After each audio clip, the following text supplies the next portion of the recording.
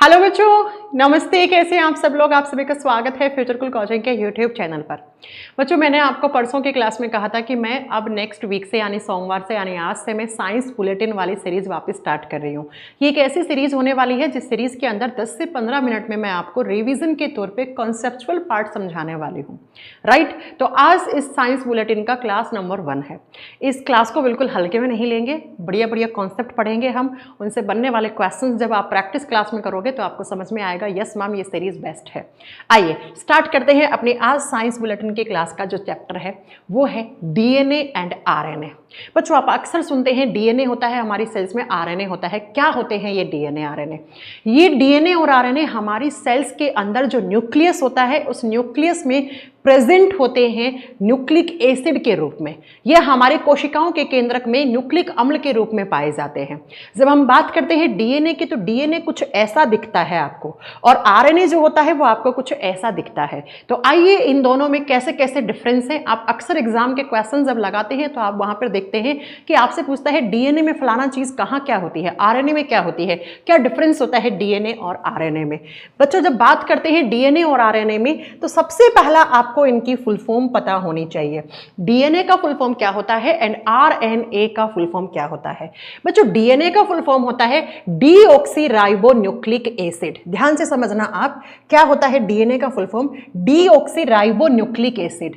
हिंदी में deoxyribose nucleic अम्ल कह देते हैं हम बस इसको।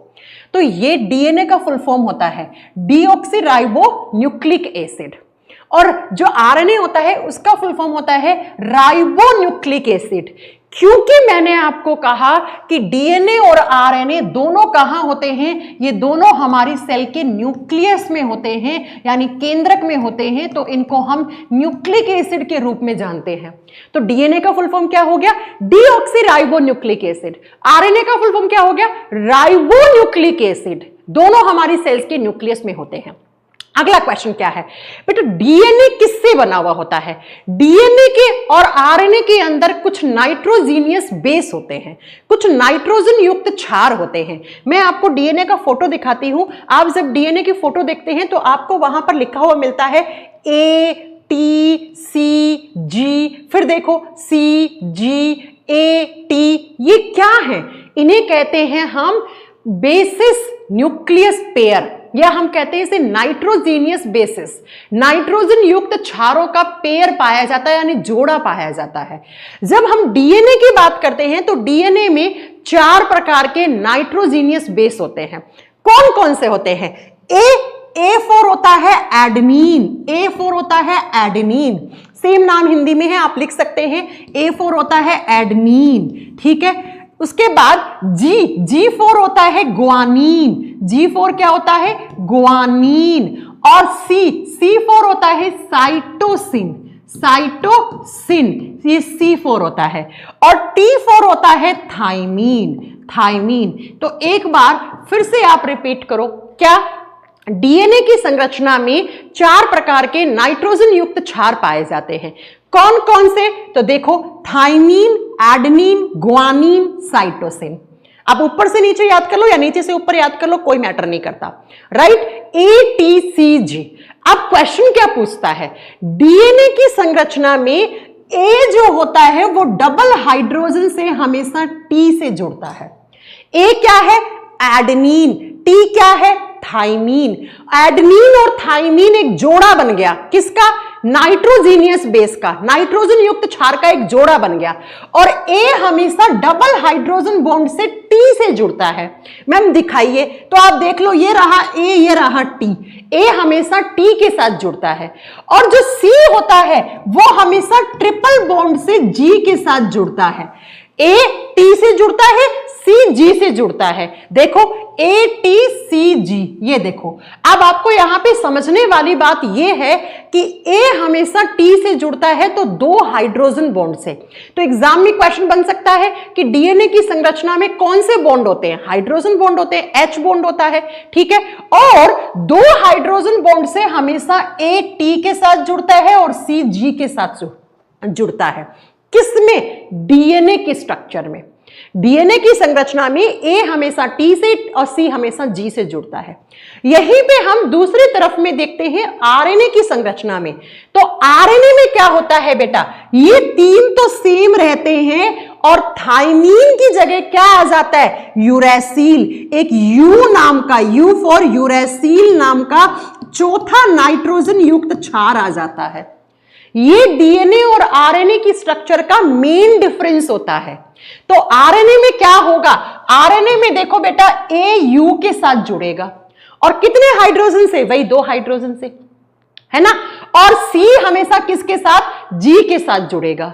तो आपसे एग्जामिनर पूछेगा आरएनए की संरचना में क्या होता है, ए हमेशा यू के साथ जुड़ता है और सी हमेशा जी के साथ जुड़ता है। तो यहां पे डिफरेंस किसका आ रहा है, क्योंकि यहां पे एडेनिन के साथ थाइमीन है और यहां पर एडेनिन के साथ यूरैसिल है। इसका मतलब मैम आरएनए की स्ट्रक्चर में थाइमीन की जगह क्या आ जाता है, यूरैसिल आ जाता है। ये डीएनए और आरएनए की स्ट्रक्चर का मेन डिफरेंस है। एग्जाम में याद कर लेना, डीएनए में एटीसीजी, यहां पर एयूसीजी, और यहां पर ये यूरैसिल किसकी जगह आया है, थाइमीन की जगह आया है। तो क्या आपको मेन डिफरेंस समझ में आया डीएनए और आरएनए की जगह, और क्वेश्चन कैसे बनेगा। तो आइए, डीएनए और आरएनए का दूसरा डिफरेंस क्या है, it is made up of adenine, guanine, cytosine and thymine, जो चीज मैंने समझाई है। और यहां पे देखो it is made up of adenine, guanine, cytosine and uracil. तो डीएनए में थाइमीन होता है, आरएनए में यूरैसिल होता है। बस दूसरा difference, and it is the main difference between DNA and RNA. तीसरा डिफरेंस सुनो बेटा, जो डीएनए और आरएनए में ज्यादा स्टेबल कौन है, डीएनए इज वेरी स्टेबल। क्यों, क्योंकि डीएनए की जो स्ट्रक्चर होती है वो डबल हेलिक्स होती है, ऐसे 2 हेलिक्स होते हैं, इसमें 2 कुंडलियां होती हैं। ऐसे देखो ना आप, ये डीएनए के स्ट्रक्चर में 2 स्ट्रैंड है, ये 2 हेलिक्स है, 1 और 2, तो ये ज्यादा स्टेबल है, ये ज्यादा स्थायी है। और डीएनए इज डबल हेलिक्स, ये बात किसने बताई थी, वॉटसन एंड क्रिक। 2 वैज्ञानिक हैं, कौन से वैज्ञानिक हैं, लिख देना, वॉटसन एंड क्रिक। इन्होंने डीएनए का डबल हेलिक्स मॉडल दिया था। इन्होंने बताया कि डीएनए की स्ट्रक्चर में 2 हेलिक्स होंगे, 2 स्ट्रैंड होंगे, इसलिए डीएनए इज मोर स्टेबल। जबकि आरएनए ऐसे सिंगल हेलिक्स होता है बेटा, एक कुंडलित होता है आरएनए। आरएनए में एक ही कुंडली होती है। तो आपको देखने में ही समझ में आ रहा है कि डीएनए ज्यादा स्थायी होता है, it is very stable structure, ये ज्यादा स्थायी है। आरएनए क्या है, इसके कंपैरेटिवली, यानी डीएनए के कंपैरिजन में ये लेस स्टेबल है, ये कम स्थायी है। तो अगर आपसे पूछ ले एग्जामिनर कि डीएनए और आरएनए में ज्यादा स्थायी कौन है, तो डीएनए। क्यों, क्योंकि वो डबल हेलिक्स होता है, वो द्विकुंडलित वाली संरचना है। ये क्या है, ये कम स्थायी है आरएनए। अगला सुनो, जो डीएनए होता है उसमें म्यूटेशन का जो चांसेस होता है वो कम होता है। म्यूटेशन को बोलते हैं उत्परिवर्तन। उत्परिवर्तन का मतलब होता है सडनली होने वाले चेंजेस। सडन जो भी कोई चेंज होता है उसको हम म्यूटेशन बोलते हैं, उसको हम उत्परिवर्तन कहते हैं। तो डीएनए में म्यूटेशन जो होता है वो कम होता है, जबकि आरएनए में इजीली म्यूटेशन हो जाता है। आरएनए की स्ट्रक्चर में आसानी से बदलाव आ सकते हैं, जबकि डीएनए की स्ट्रक्चर में ये बदलाव बहुत कम देखे जाते हैं। तो अगर आपसे एग्जामिनर क्वेश्चन पूछ ले कि डीएनए और आरएनए में ज्यादा बदलाव किसकी स्ट्रक्चर में देखने को मिलेंगे, तो आप बताओगे आरएनए की स्ट्रक्चर में म्यूटेशन ज्यादा पॉसिबल है, जबकि डीएनए की स्ट्रक्चर में म्यूटेशन कम पॉसिबल है। अगला सुनो, जो डीएनए होता है वो कहां होता है, इसको तो स्टार कर लो, हर एग्जाम में क्वेश्चन आता है। डीएनए सेल के कहां कहां कौन कौन से हिस्से में होता है, तो डीएनए एक तो न्यूक्लियस में यानी सेल के केंद्रक में देखने को मिलेगा, और दूसरा डीएनए जो मिलता है वो माइटोकॉन्ड्रियन में मिलता है। जी हाँ, माइटोकॉन्ड्रिया के पास खुद का डीएनए होता है, उसको एमडीएनए माइटोकॉन्ड्रियन डीएनए कहते हैं।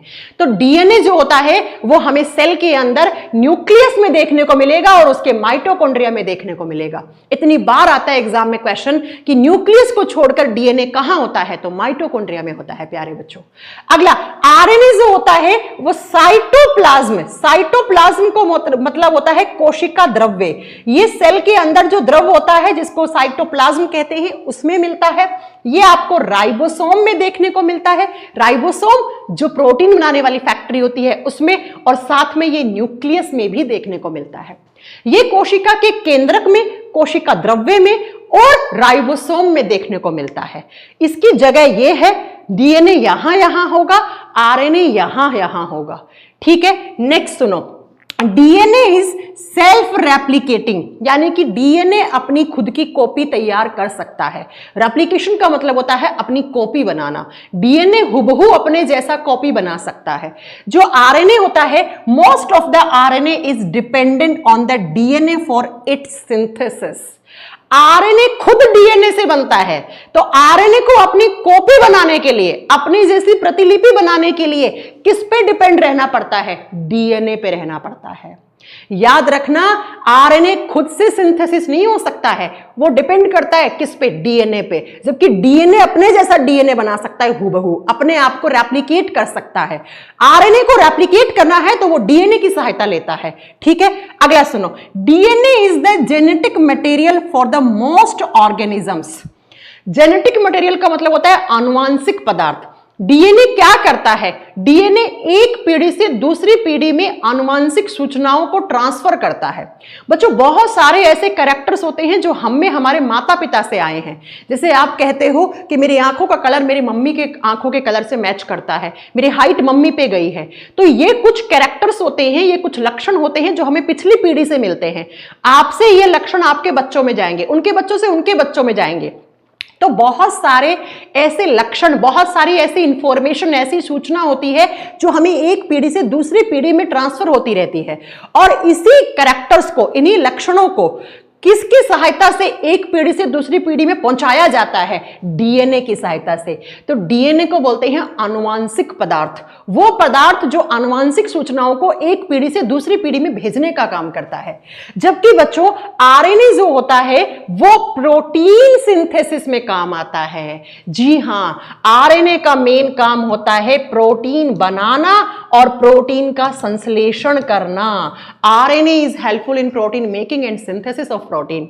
आरएनए जो होता है वो प्रोटीन को बनाने में और प्रोटीन के निर्माण में सहायक है। तो आपसे पूछे कौन सा न्यूक्लिक एसिड है जो जेनेटिक मटेरियल है? डीएनए।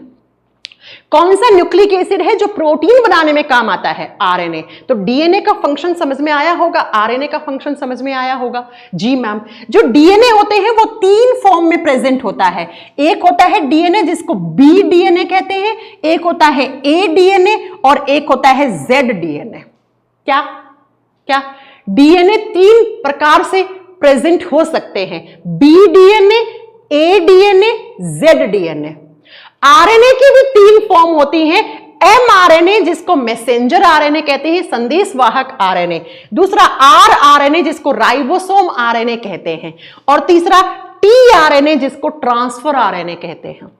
आरएनए 3 प्रकार का होता है, एमआरएनए, आरआरएनए, टीआरएनए। डीएनए भी 3 प्रकार से अपनी प्रेजेंस शो कर सकता है, B DNA, Z DNA and A DNA.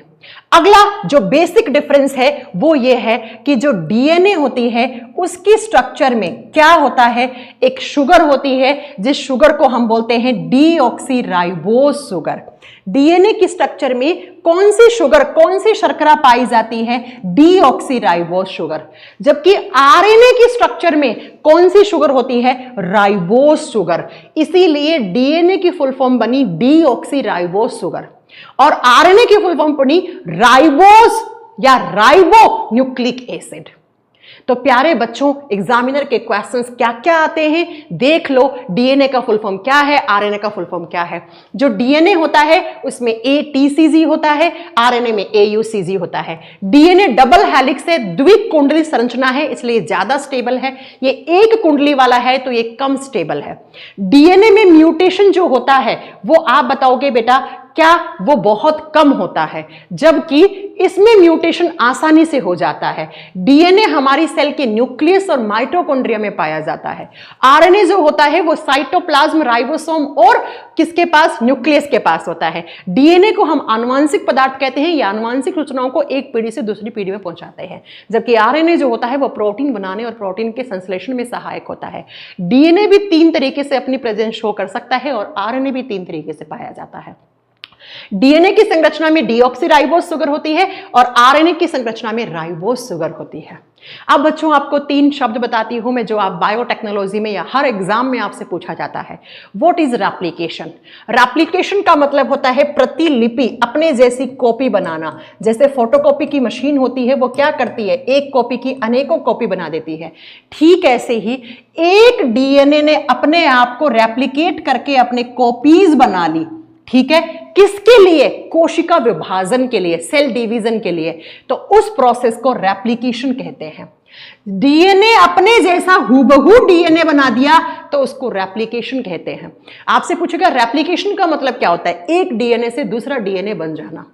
क्यों? कोशिका विभाजन के लिए जरूरी होता है, क्योंकि जब एक सेल डिवाइड करती है तो उसका डीएनए भी तो डिवाइड करता है ना।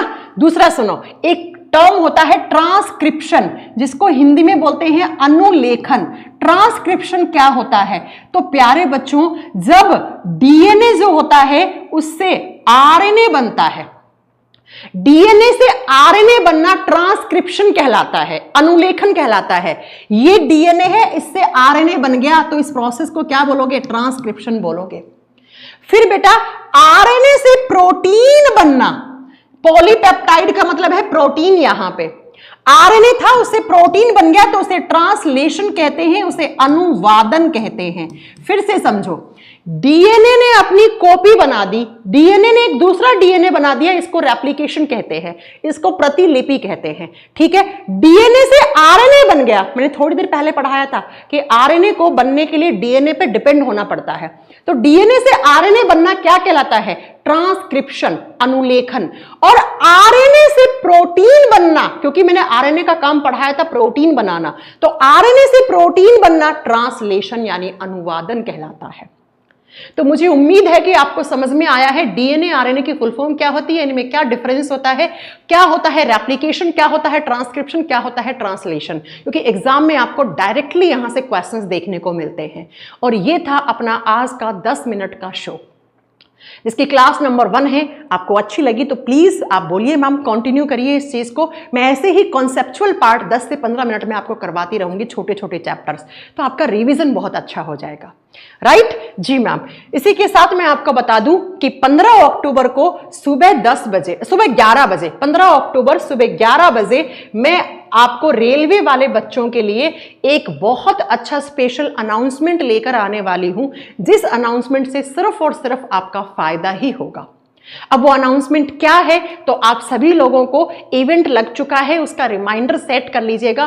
15 अक्टूबर सुबह 11 बजे मैं आप सब लोगों के सामने एक गेम चेंजर, आप लोगों की तैयारी में 4 चांद लगाने वाला एक ऐसा स्पेशल अनाउंसमेंट लेकर आने वाली हूं। लेकिन कब? तो 15 अक्टूबर सुबह 11 बजे आपको इसी यूट्यूब चैनल पर मेरे साथ जुड़ जाना है 11 बजे। उसका इवेंट लग चुका है, आप उसका रिमाइंडर सेट कर लीजिएगा। तो आज के हमने 15 से 15 मिनट शो में साइंस बुलेटिन में हमने क्या पढ़ा, क्या होता है डीएनए, क्या होता है आरएनए, क्या इनमें बेसिक डिफरेंस होता है, क्या होता है रेप्लिकेशन, क्या होता है ट्रांसक्रिप्शन, क्या होता है ट्रांसलेशन। आप जब PYQs लगाओगे तो आपको ये कॉन्सेप्ट बहुत ज्यादा वहां पे काम आएगा। तो मैं उम्मीद करती हूं कि आपको ये क्लास नंबर 1 अच्छी लगी होगी। अच्छी लगी तो प्लीज वीडियो को लाइक कर दीजिए, चैनल को सब्सक्राइब कर दीजिए। मैं बहुत कम बोलती हूँ ये चीजें, लेकिन कभी कभी बोलनी भी पड़ती हैं। और अगर आप चाहते हैं ये सीरीज कंटिन्यू रहे तो प्लीज आप लोग कमेंट करके बताइएगा कि यस मैम कंटिन्यू रखनी है ये series. Thank you so much. मिलेंगे पार्ट 2 में यानी कल।